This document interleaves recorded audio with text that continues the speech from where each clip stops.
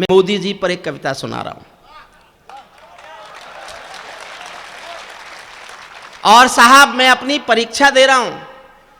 चंदन को, रुचि को आपने जिस मन से सुना है, मेरा मन हो गया है कि मैं अपनी सबसे मुश्किल कविता आपको सुनाऊं। एक शब्द मोदी जी की प्रशंसा नहीं है और एक शब्द मोदी जी के खिलाफ नहीं है। और कविता में वो हरिओम पवार जिंदा है जिस हरिओम पवार को हिंदुस्तान की जनता ने प्यार दिया, जिस हरिओम पवार को सत्तन जी ने प्यार दिया। वो हरिओम पवार कविता में रहेगा। एक शब्द खिलाफ नहीं बोलूंगा। 20 साल से दोस्ती है, उनसे भी बहुत कविताएं सुनाई है। केवल अंतिम एक पंक्ति में पक्षपात है, उसको स्वीकार कर लेना। बस एक पंक्ति का पक्षपात है और कोई पक्षपात की पंक्ति नहीं है। मैं ताजों के लिए समर्पण वंदन गीत नहीं गाता, मैं ताजों के लिए समर्पण वंदन गीत नहीं गाता, दरबारों के लिए कभी अभिनंदन गीत नहीं गाता। गौन भले हो जाऊं लेकिन मौन नहीं हो सकता मैं। चौथी पंक्ति आप समझ गए तो मैं समझता हूं मैं अपनी पूरी कविता आपके दिलों तक पहुंचा दूंगा। मैं ताजों के लिए समर्पण वंदन गीत नहीं गाता, दरबारों के लिए कभी अभिनंदन गीत नहीं गाता। गौन भले हो जाऊं लेकिन मौन नहीं हो सकता मैं। पुत्र मोह में शस्त्र त्याग कर द्रोण नहीं हो सकता मैं। पुत्र मोह में शस्त्र। वाह वाह साहब, वाह वाह। रामेश्वर जी, सत्तन दा, आज ये कवि सम्मेलन कविता पढ़ने नहीं आए। हमें तो लग रहा है हम अपनी कविताओं को तीर्थ कराने आए।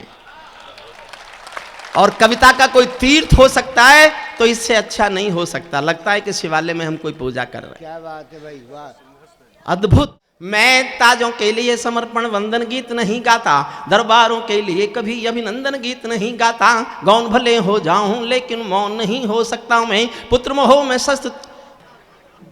मैं गाथा वाचन करता हूँ सिंहासन परिवर्तन की, अच्छे दिन आने वाले हैं नारों के आकर्षण की। कभी किसी भी प्रलोभ, मेरा साथ देना बस। मैं नींद में हूँ, कई दिन से सोया नहीं हूँ।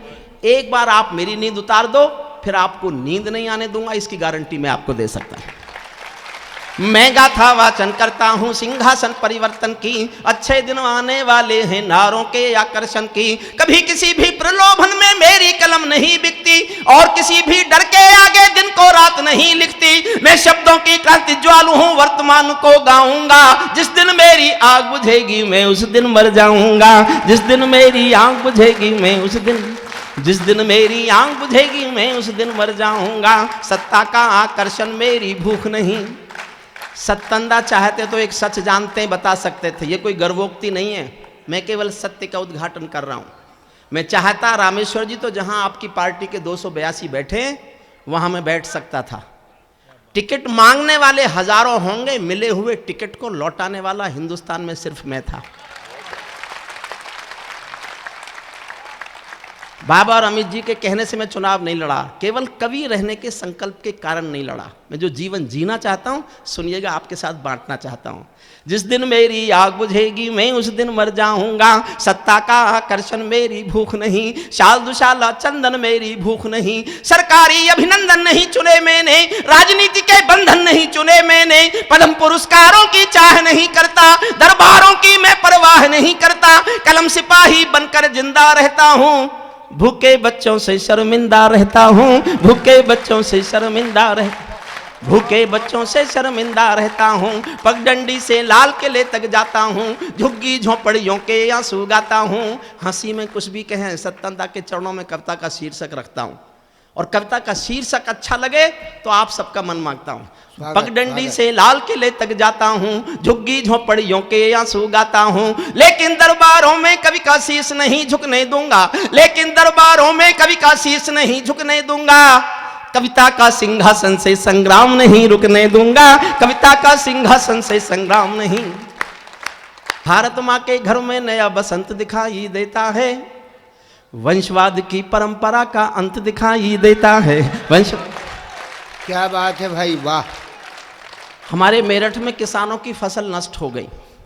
सोनिया जी मुआवजा बांटने आई तो हमारे कुछ किसानों ने आपस में 100-100 रुपये इकट्ठे किए और सोनिया जी के पास पहुंच गए। बोले मैडम ले लो। बोले मुझे क्यों दे रहे हो? किसान बोले फसल तो आपकी भी नष्ट हो गई।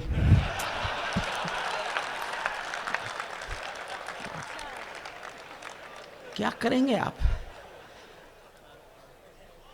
हमारे शहंशाह से मुकाबला कराएंगे? उस युवराज का जो किसान उसके पास पहुंचे कि फसलें नष्ट हो गई, तो किसानों से कहा खुले में क्यों बोई थी? सत्तन जी आप तो युवराज को बनाए रखो, हमारा शहंशाह बना रहेगा, कोई चिंता करने की जरूरत ही नहीं है। अगली पंक्तियां पढ़ता हूं मैंने, फिर आपसे वादा कर रहा हूं, एक पंक्ति प्रशंसा नहीं है, एक पंक्ति खिलाफ नहीं है, आखिरी पंक्ति में पक्षपात किया है बस मैंने मोदी जी को 20 साल कविता सुनाने के कारण। लेकिन दो पंक्तियां मुझे बहुत अच्छी लगती हैं, आपको भी अच्छी लगे तो पीछे तक एक बार तालियों का आकाश देखना चाहता हूं, सुनिएगा।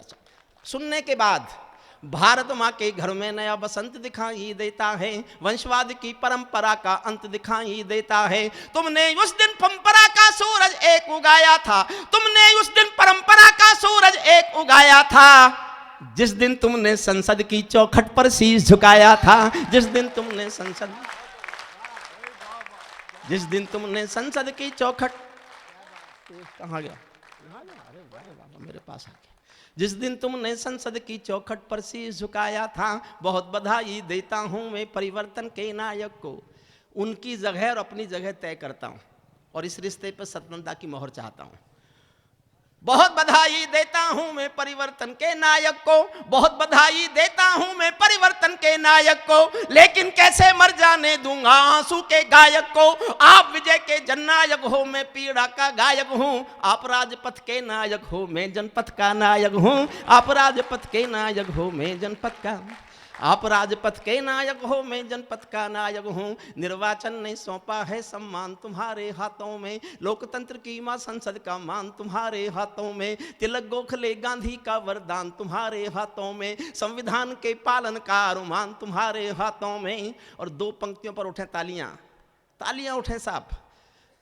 तिलक गोखले गांधी का वरदान तुम्हारे हाथों में, संविधान के पालन का अरमान तुम्हारे हाथों में, अमर तिरंगे की सौंपी है शान तुम्हारे हाथों में, सौंप दिया है पूरा हिंदुस्तान तुम्हारे हाथों में, सौंप दिया है पूरा हिंदुस्तान, सौंप दिया है पूरा हिंदुस्तान तुम्हारे हाथों में। विजय किसी की नहीं, विजय ये सिर्फ नमो के यश की थी। और अगली एक पंक्ति आपका प्यार मांगती है, व्यंकार है तेज, मैं तेज को सौंपता हूं, उसका बड़ा व्यंकार होने का मैंने सबूत देखा है, लेकिन मैं भी व्यंग की एक पंक्ति पढ़ रहा हूं, सुनना साहब। विजय किसी की नहीं, विजय ये सिर्फ नमो के यश की थी, और पराजय गांधी जी के बंदर के अपयश की थी, और पराजय गांधी, और पराजय आदरणीय बैठ जाओ प्लीज, और पराजय गांधी जी के बंदर के अपयश की थी। 10 सालों तक बैसाखी से तारे टूटे मौन रहे, घोटालों पर घोटालों के अनबम फूटे मौन रहे, हर घटना दुर्घटना पर मौनी बाबा हो जाते थे, हनुमान चालीसा सीने पर रखकर सो जाते थे, हनुमान चालीसा सीने पर रखकर सो जाते थे। जिस ईमानदार के घर में कौल दलाली पलती हो, उस दब्बू ईमानदार के पाप नहीं छिपने दूंगा, कविता का सिंहासन से संग्राम नहीं रुकने दूंगा। कविता का दूसरा छंद सुनना। आज आपके रथ के सारे घोड़े हिम्मत वाले हैं, कुछ सन्यासी साधु ज्यादा हिम्मत वाले। रामेश्वर जी मैं माफ नहीं करता किसी को। आज आपके रथ के सारे घोड़े हिम्मत वाले हैं, गायत्री के गंगा माँ के गैया के रखवाले हैं। दो पंक्ति पढ़ रहा हूं साहब, और भाजपा वालों के बीच पढ़ रहा हूं। आपको मेरी बात अच्छी लगे तो तालियां बजाना, और आपकी सबकी तालियां नहीं मिले तो मैं पंक्ति कविता से निकाल दूंगा, मैं आपसे वादा करता हूं। लेकिन आप बात समझ जाएं और आपको लगे कि मैं बहुत बड़ा वेल विशर हूं उनका, तो मेरा साहस बढ़ाना कि मैंने कुछ ठीक लिखने की हिम्मत की। आज आपके रथ के सारे घोड़े हिम्मत वाले हैं, गायत्री के गंगा माँ के गैया के रखवाले हैं, लेकिन ये भड़कीले भाषण जो जहरीले नारे हैं, लेकिन ये भड़कीले भाषण जो जहरीले नारे हैं, ये मोदी सिंहासन के हमदर्द नहीं हत्यारे हैं, ये मोदी सिंहासन के हमदर्द नहीं, ये मोदी सिंहासन के हमदर्द नहीं, ये मोदी सिंहासन के हमदर्द नहीं हत्यारे हैं, सिंहासन का हिस्सा बांटो तुम उसको चाहो जिसको। मैंने जीवन में केवल 2 लोगों के साथ काम किया है। 1975 में जब मैं पढ़ता था LLM में, मैंने जयप्रकाश नारायण के साथ काम किया। जो बुजुर्ग लोग यहाँ हैं वो शायद जानते होंगे, बोट क्लब की जिस रैली के बाद हिंदुस्तान में इमरजेंसी लगी, उस रैली में मंच पर सिर्फ 3 लोग थे। नानाजी देशमुख थे, जयप्रकाश नारायण थे और मैं था। मैं जेपी के आंदोलन की कोख से पैदा हुआ कवि हूं। मैंने जेपी आंदोलन में मीसा भोगाए, लेकिन मैं राजनीति में नहीं गया। उसके बाद मैंने एक साधु के साथ काम किया। मुझे लगता था कि ये व्यक्ति इस देश के गरीब आदमी को स्वस्थ रहने की परंपरा सिखा रहा है, तो मैं उनके साथ काम करने लगा। मैंने जीवन में 2 लोगों को छोड़ के और किसी के साथ काम नहीं किया, कर भी नहीं सकता। उनके बारे में बोलता हूं जो मुझे अच्छा लगा। मैं उनके रोहतक के भाषण का रेखांकन नहीं करता।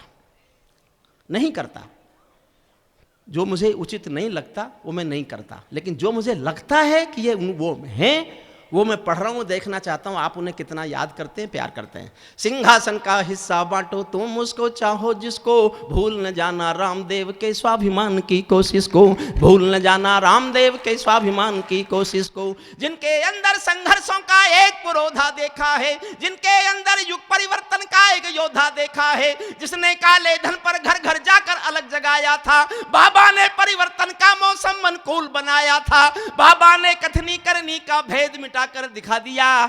वंशवाद को राजमहल से दूर बिठा कर दिखा दिया। वंशवाद को राजमहल से दूर बिठा कर दिखा। बाबा ने कथनी करनी का भेद मिटा कर दिखा दिया। वंशवाद को राजमहल से दूर बिठा कर दिखा दिया। स्वामी जी ने पतंजलि को पुनः जिला कर दिखा दिया। पेट हिलाने वाले ने सरकार हिला कर दिखा दिया। पेट हिलाने